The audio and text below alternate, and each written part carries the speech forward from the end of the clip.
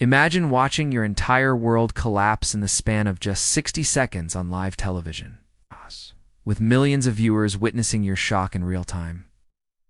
That was exactly what happened to Queen Consort Camilla when an unprecedented constitutional crisis forced the immediate abdication of King Charles and the emergency coronation of Prince William as King William V. Cameras captured every moment of Camilla's visible horror as she realized her reign as Queen Consort was ending before it had truly begun.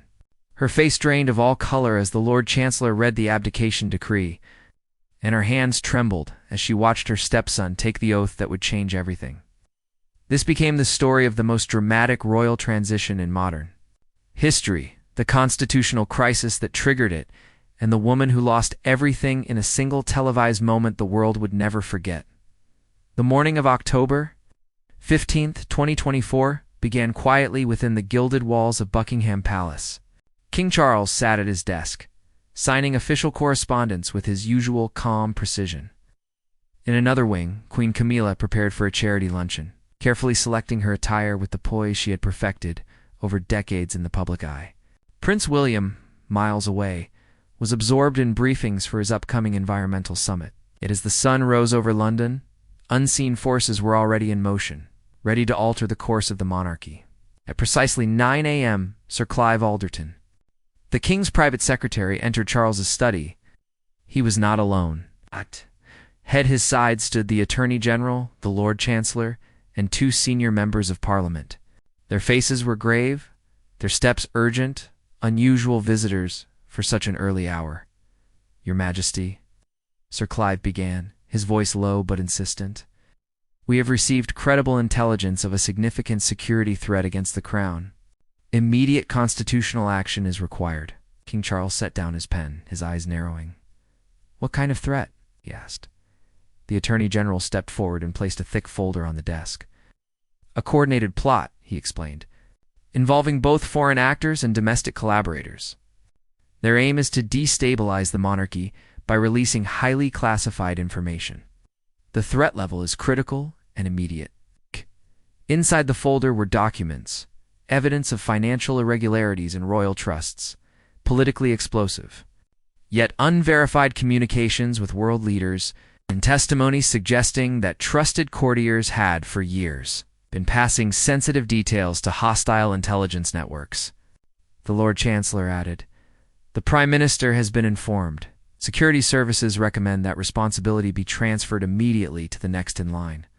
This would be temporary, but necessary to protect the Crown." Charles leaned back in his chair, the weight of the request heavy on his shoulders. "You are suggesting I abdicate," he said quietly. Sir Clive softened his tone. "Temporarily, Your Majesty. But if you remain in place during this crisis, the institution itself could face irreparable damage."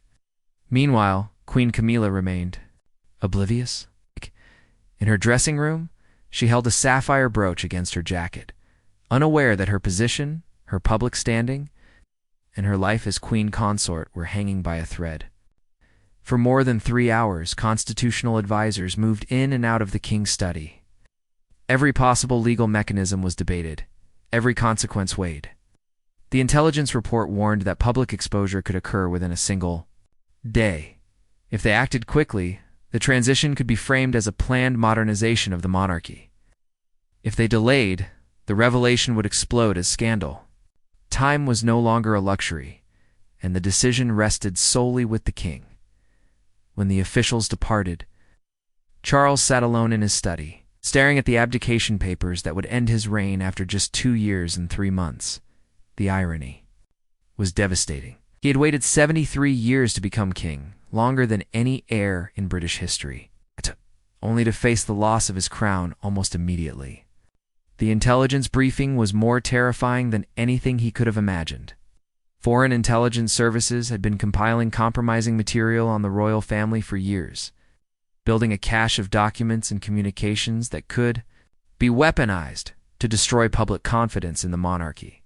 The threat was not just to Charles personally, but to the institution itself, even as he sat in silence. Phone calls were already being made to summon Prince William from his environmental meetings, and 2 discreetly alert senior members of the a royal household, that a constitutional emergency was underway. The machinery of monarchy was preparing for a transition that no one had ever expected to unfold in this way. At 11:45 a.m., Charles resolved to speak with Camilla before anyone else. He found her in her private sitting room, reviewing notes for her charity speech. She looked up with a smile that froze when she saw the look on his face. "Darling, what's wrong?" she asked immediately, setting aside her papers. "You look like you've seen a ghost." "Oh." Charles lowered himself into a chair opposite her, suddenly looking every one of his 76 years. "Camilla, something has happened, something that's going to change everything for us." He explained the morning's revelations as gently as he could, watching her expression shift from confusion to disbelief and finally to dawning horror. When he reached the part about abdication, Camilla's hands shook uncontrollably.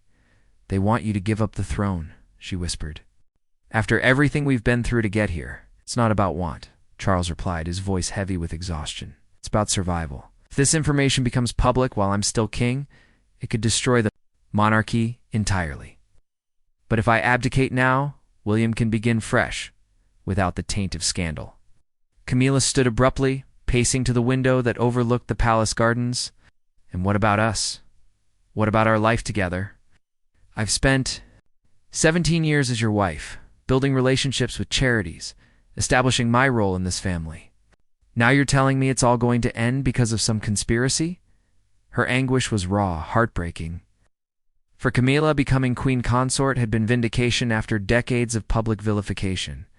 She had finally gained acceptance and respect, only to have it snatched away by forces beyond her control. "William will need our support," Charles said quietly. "This transition won't be easy for him either. He's not prepared to be king yet." Camilla's voice cut sharp through the silence. "William," she repeated, and Charles could hear the bitterness laced in her tone. "St. William, flawless. In the public's eyes, of course he would be fine. He had Catherine, the perfect wife. He had his flawless children. And he carried with him the untouchable memory of St. Diana." The name struck like a blade, but Charles understood. Camilla had spent years clawing her way out of Diana's shadow, trying to carve her own place in the royal story. Now she was being asked to step aside for Diana's son, the golden heir who had never once had to fight for acceptance. The way she had. The summons came swiftly. Prince William was in the midst of a heated debate on carbon emissions with environmental scientists when his private secretary appeared at the door, his expression enough to command instant silence. A discreet hand signal left no room for doubt. Urgent royal business, not to be delayed. "Gentlemen, if you'll excuse me," William said, stepping out into the corridor. James Harrison, his secretary, waited there, barely concealing his anxiety. "Sir, you must return to Buckingham Palace immediately," he whispered. "The king requests your presence. It's a matter of constitutional urgency." The words sent a chill down William's spine. Constitutional urgency could mean any number of things, and none of them good. His grandfather's death had been handled under such phrasing, but this felt different. Something uncharted. "What sort of urgency?" he pressed, as they hurried toward his car. "I wasn't told the details, sir," James admitted, "but I was instructed to inform you that the Lord Chancellor, the Attorney General, and senior security officials are already involved." The 20-minute drive to the palace was a blur of racing thoughts. An attack? A threat against the children? His father's sudden illness?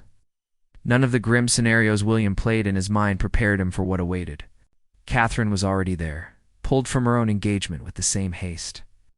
They met outside the king's study, both visibly unsettled. "Do you know what this is about?" Catherine asked, clutching William's hand. "Nothing good," he answered grimly. The study door opened then, revealing Sir Clive Alderton. "Your Royal Highnesses, thank you for coming so quickly. His Majesty will see you now." Inside, Charles sat hunched behind his desk, looking frailer than William had ever seen. Before him lay official documents, abdication papers. The gravity in the room was undeniable. "William, Catherine, please sit," the king said, his voice heavy with emotion. "What I must tell you will change everything for our family." What followed felt surreal. Charles spoke of a security crisis, of a threat to the monarchy itself, and of the unanimous recommendation that he abdicate immediately. William sat frozen as the words washed over him, as though he were overhearing another man's fate. "You're asking me to become king today," William managed. Catherine gripped William's arm tightly, trembling. She had always known her destiny was queenship, but not now, not with 3 young children at home. The prospect of stepping into the role instantly was overwhelming. "But William's voice broke through the silence. "What about Camilla?" Charles's face darkened. "That is the cruelest part," he admitted. "She is devastated." The hours that followed blurred into a storm of constitutional mechanics and emergency. Protocols never before attempted in modern times. William was rushed through crash courses on abdication law, succession procedure, and the immediate obligations of a monarch. The greatest challenge was speed. The transition had to be completed in hours, before any hint of crisis leaked to the public. Coronation would be stripped bare of its centuries-old pageantry. Only the essentials, the oath, the recognition, the formal transfer of authority. Palace staff worked with frantic precision, transforming the throne room for an emergency swearing. Networks were alerted to expect a major royal announcement, though no one outside the palace knew what was coming. William drilled with constitutional lawyers, memorizing the exact wording of his oaths, for not a single syllable could be out of place. Meanwhile, Catherine faced her own upheaval. The most painful task fell to them both, telling their children. George, at 10, looked wide-eyed. "Will we still live at home?" "Yes, darling," Catherine soothed, though doubt gnawed at her own certainty. Damn. "Some things will change, but we'll still be a family." Charlotte, ever practical at 8, worried aloud. "Will Papa still help me with homework?" "Always," William promised, praying it was a promise he could keep. Little Louis, barely 5, only asked if this meant he would finally be a prince, unaware that he already was, and that his role in the story had just become infinitely more weighty. The emotional weight of the day was becoming unbearable for everyone involved. William kept thinking about how much his life was about to change, how the freedom and relative privacy he had once enjoyed would vanish forever. Catherine, meanwhile, was grappling with the reality that she would overnight become one of the most scrutinized women in the world. But perhaps no one was struggling more than Camilla, who had spent the afternoon alone in her private quarters, trying to process the truth that her brief reign as queen consort was about to end before most people even realized it had truly begun. Camilla sat quietly in her private sitting room, surrounded by the symbols of a role she was on the verge of losing. The official portraits taken only months earlier, during Charles's coronation, seemed to mock her from their gilded frames. The invitations to state dinners, the carefully organized charitable engagements, the relationships she had painstakingly built with world leaders, all of it was about to become irrelevant history. Her laddie-in-waiting, Dame Philip Morrison, who had served her faithfully for over a decade and understood more than anyone what this moment meant for her personally, entered the room to find her staring out into the palace gardens, her face a mask of controlled devastation. "Your Majesty," Philippa said softly, "the ceremony will begin in 2 hours. Shall I help you prepare?" Camilla turned from the window, and Philippa was stunned to see tears in her eyes. Through all their years together, through media scandals, public criticism, and the long journey from mistress to wife to queen consort, Philippa had never once seen Camilla cry. "Prepare for what exactly?" Camilla asked, her voice hollow. "To watch my stepson take the throne my husband is being forced to give up? To smile graciously while everything I have worked for disappears? To support the family through an impossible situation?" Philippa answered gently, "the way you always have." Camilla gave a bitter laugh. "The family? Do you know what's ironic, Philippa? And now I am being pushed out of it by the very same forces that once protected it." She was speaking of the establishment figures who had once supported her marriage to Charles as a stabilizing influence, but who now quietly advocated for her removal from the spotlight. The very people who had orchestrated her acceptance were now orchestrating her eclipse. "You're not being pushed out," Philippa insisted. "You'll still be married to the king's father. You'll still have your place in the family." "As what?" Camilla demanded. As the former queen consort? I'll be a footnote in royal history remembered only for how briefly I mattered. The pain in her voice was heartbreaking. She had endured decades of public vilification, slowly restoring her reputation through charitable work and dignified public service. For her, the role of queen consort had represented the ultimate vindication. But because of circumstances far beyond her control, the security crisis threatening Charles had nothing to do with her. Yet she would pay the price all the same. The public will understand, Philippa offered, though both women knew such understanding was far from certain. Will they? Mila asked, standing abruptly and beginning to pace, her composure cracking at last. Or will they see this as proof that I was never really meant to be queen? That Diana's son was always destined to restore the monarchy to its proper path? The name hung heavy in the air. Even in death, Diana's presence loomed over every part of Camilla's role. The comparison was inevitable, and it was agonizing. Just to be tolerated? At last, her voice regaining a measure of its usual control? Whatever happens next, I will not give them the satisfaction of seeing me fall apart in public. Lined the walls, their red recording lights casting a surreal intensity over the chamber. Representatives from Parliament, the Church of England, the Commonwealth had been hastily gathered to witness this unprecedented transfer of power in an anteroom. William adjusted the ceremonial robes that had been quickly altered to fit him. The weight of the fabric was nothing compared to the weight of the responsibility about to be placed upon his shoulders. In less than an hour he would be King of the United Kingdom and 15 Commonwealth realms, head of the Church of England and Supreme Commander of the Armed Forces. "Are you ready, sir?" asked the Archbishop of Canterbury, who had been summoned from a conference in York to preside over the ceremony. "As ready as anyone can be for something like this," William replied, his voice steady despite the turmoil within him. Catherine appeared beside him, resplendent in a hastily chosen navy dress that would have to serve as her coronation gown. Her face was pale but composed, her expression marked by the same steely resolve that had carried her through years of unrelenting public scrutiny. "Together," she said quietly, offering her hand. "Together," William confirmed, intertwining his fingers with hers. The great doors opened, and they walked into the throne room to face their destiny. The assembled dignitaries rose as they entered, the weight of history pressing down on the ancient hall. Television cameras captured their every step, broadcasting the moment to a world that was only just beginning to understand what was happening. King Charles was already seated on a chair beside the throne, clad in his full ceremonial robes for what would be the final time. His face bore the strain of the day's events, but also a quiet dignity that spoke of his understanding of the necessity of what was about to unfold. And there, in the front row of witnesses, sat Camilla. She had chosen a deep purple dress, the color of both mourning and royalty. Her jewelry was understated, her makeup flawless, her expression carefully neutral. But those who knew her best could see the tension in her shoulders, the slight tremor in her hands as she clutched her small purse. The ceremony began with the Archbishop's solemn announcement of the extraordinary circumstances that had brought them all to this moment. The Archbishop's words were carefully chosen, designed to present the abdication as an act of selfless duty rather than a retreat in crisis.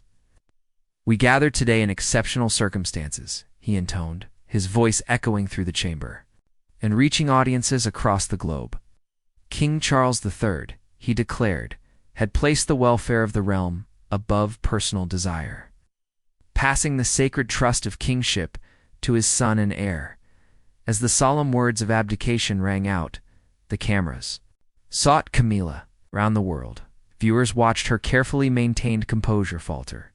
With each constitutional phrase that marked the end of her husband's reign and with it, her role as queen consort, her face grew paler. The moment that would be replayed endlessly came when Charles himself spoke the decisive words. "Do solemnly and sincerely abdicate and renounce for myself and my heirs the throne of the United Kingdom." Camilla turned white as marble. Every flicker of shock, every trace of devastation, was broadcast in merciless detail to millions. Etching her anguish into history, The machinery of abdication moved with ancient precision, even as the ceremony unfolded at unprecedented speed. Charles signed the formal documents, each stroke of the pen severing another tie to power and marking Camilla's steady descent. His voice, steady but weighted with emotion, declared, "I, Charles, Philip, Arthur George, do solemnly and sincerely renounce and abdicate all my rights, privileges, and dignities as king. I call upon Almighty God to witness this renunciation, and pray that he bless my son William as he assumes the sacred trust I now relinquish." The camera swept over the silent witnesses, the Prime Minister, cabinet, Commonwealth leaders, clergy, and family stunned into stillness as the crown passed from father to son. Beside them, Camilla swayed, steadied quietly by Dame Philippa. Her pale complexion, framed by the deep purple of her gown, betrayed the weight of the moment. Her hands trembled as she watched Charles surrender the crown he had waited 73 years to claim.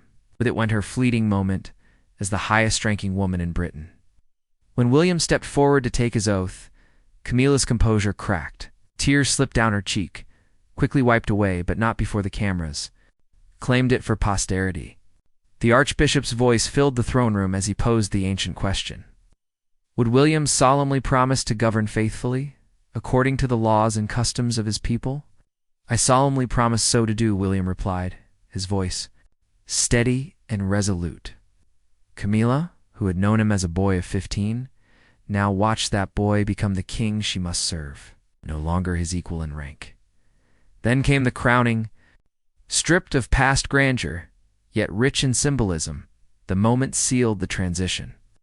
At 41, William Arthur Philip Louis became King William V. Camilla, once Queen Consort, was again merely the wife of a former king. "God save the king" rang out, echoing across the chamber and beyond to the world. Catherine, immaculate in her composure, betrayed only a flicker of strain as she watched her husband take on a burden neither had expected for decades. In just 8 hours, Camilla's world had collapsed from queen consort to former queen consort. From the second most powerful woman in the land to a supporting figure in another reign, the aftermath was chaos barely contained. Camille's staff scrambled to manage the transition while broadcasters dropped everything to cover the drama at Buckingham Palace. William, now King William V, made his first address draped in his coronation robes. Words hastily prepared but delivered with calm authority.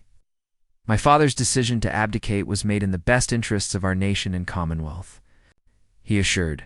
"I accept the sacred trust of kingship with humility and determination, committed to serving our people with the dedication that has defined the British monarchy for over 1,000 years."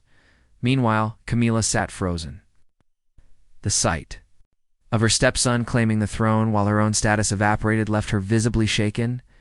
Ladies in waiting formed a protective barrier around her, shielding her from unrelenting cameras.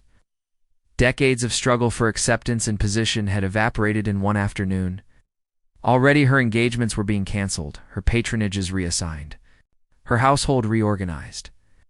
What she had built as queen consort dissolved before her eyes. Catherine, in contrast, rose suddenly and unprepared into her new role as queen consort. Her private secretary quietly reminded her of the avalanche of responsibilities ahead. She nodded, but her eyes remained on William, surrounded by advisors, as he stepped into sovereignty. Their children, deemed too young to understand, were absent. Soon, they would be told that their father was king, their mother was queen, and their lives would never be the same. Reactions poured in from around the world. Leaders sent messages of support. Constitutional experts filled television screens with analysis.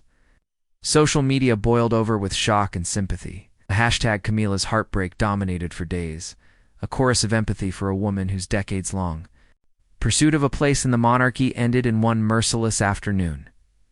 6 months later, the family had settled into its new reality. William proved himself a popular monarch, Catherine a graceful and effective queen.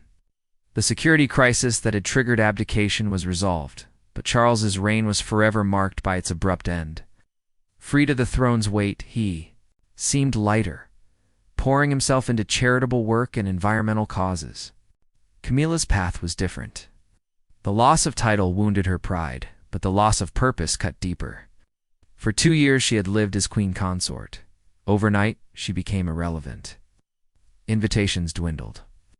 Charities that once sought her now courted. "Catherine, I do not know who I am anymore," she confessed privately.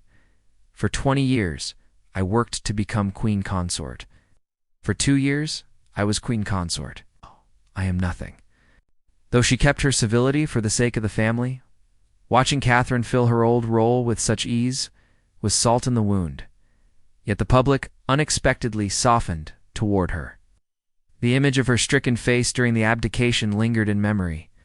Many knew the pain of losing something hard-earned through no fault of one's own. William ensured she was treated with dignity within the family. She continued to attend major events with Charles, though her presence no longer carried the authority it once had. The children adjusted.